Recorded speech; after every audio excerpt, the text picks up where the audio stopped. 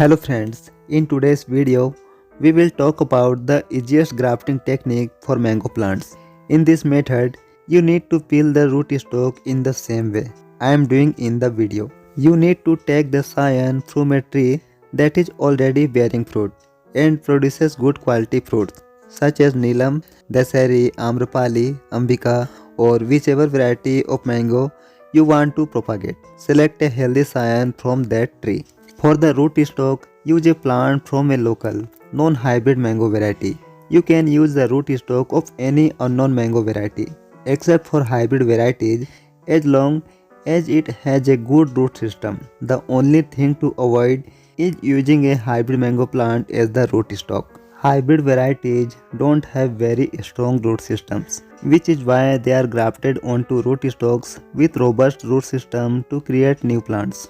The scion, just like the rootstock, should be peeled and then fitted together and tied tightly. In this method, the thickness of the rootstock and the scion should be the same. During the rainy season, you can find mango saplings of unknown varieties growing here and there, which you can uproot and plant in a pot for use as rootstock, just like I did. Once the plant is established in the pot and has taken root, you can perform the grafting process. You can use any flexible plastic for tying. After tying, keep it in semi-shade. When approximately 2.5 months or more have passed since grafting and the plant's second stage of growth has started, then you can permanently remove the plastic. During the rainy season, you probably won't need to water it. But if you are doing grafting in the spring season, maintain a slight moisture level in the soil. After 12 to 15 days of grafting, you will see that new growth has started. As soon as new growth begins, remove the plastic covering. Although it has been 28 days since I grafted this plant, I should have removed the plastic covering as soon as the new growth started. But you should not make this mistake.